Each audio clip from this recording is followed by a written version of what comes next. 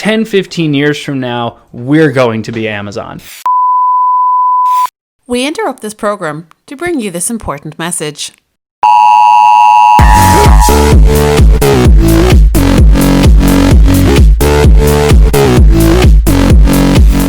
Welcome to Marketing Interruption, a daily podcast powered by BlueTuskr that interrupts your day with marketing news, tips and strategies from an entrepreneur who lives and breathes marketing. Now, let the interruption begin with your host, Andrew Maff. Hello and welcome to episode number 56 of Marketing Interruption. I'm your host, Andrew Maff, and today I'm going to talk to you about the fact that TikTok was purchased by Walmart and what e-commerce sellers... Well, let me rephrase.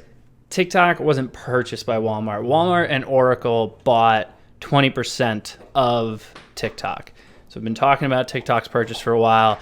I'm sure a lot of e-commerce sellers are probably tired of hearing about it because I know most sellers off the top of my head aren't using TikTok that much. But Oracle is basically their technology partner, whatever that may mean. And I'm sure they're probably going to move most of TikTok servers over to Oracle. And then Walmart is somehow currently involved. And it's a brilliant move on Walmart's part. So a lot of people are like, why would Walmart get involved? It doesn't make a lot of sense, especially a lot of Amazon sellers who can't stand Walmart. But really what happened here was Walmart is doing a great job at investing into their future. So they're investing 20, 30 years down the road. Now, Walmart's not great at purchasing companies. They've purchased, I saw this article the other day, it was hilarious.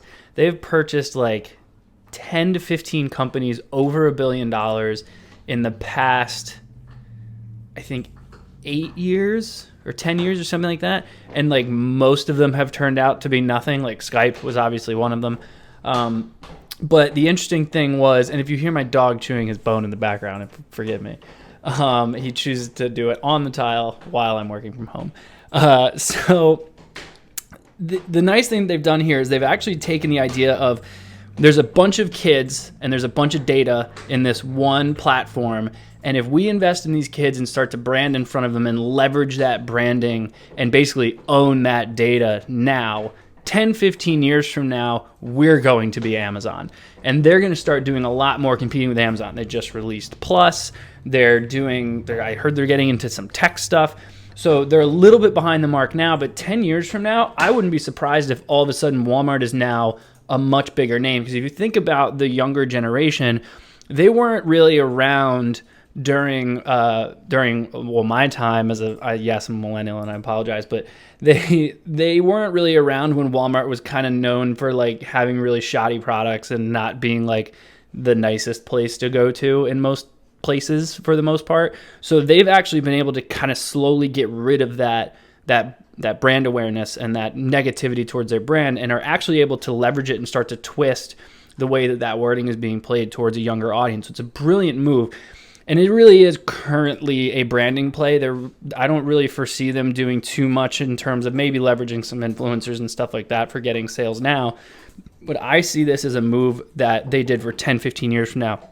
And I think the thing that most sellers can learn about from this is that not a lot of companies do stuff like that. Not a lot of companies are investing in 5, 10 years from now. Everyone's a short-term investor, especially e-commerce sellers. I find that most sellers are investing into what they can get in the next 6 months to a year. Some of the bigger guys who have been doing this for a while, they usually do it in the next like 1 to 3 years when they can start to see a return.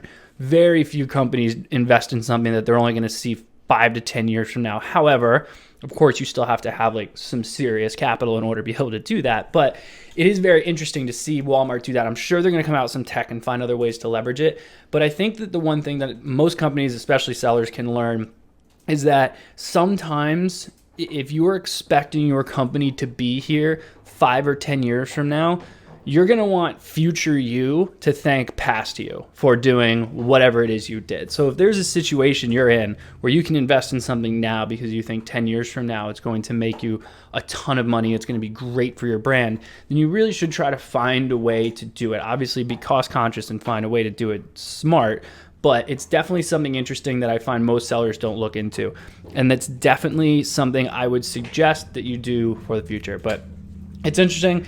I will probably not talk a lot about TikTok anymore now that the purchase has finally happened, unless something crazy happens. So consider this probably my last conversation about TikTok for a very long time. So you're all probably very lucky.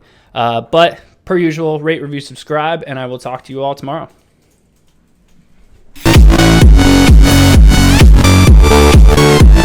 Thank you for joining us for today's Marketing Interruption. Make sure to rate, review, and subscribe to the show. And don't forget to email marketinginterruption@bluetuskr.com with any marketing questions you'd like to have answered on the show. And head over to marketinginterruption.bluetuskr.com to catch up on past episodes. Until next time, we now return you to your regularly scheduled programming.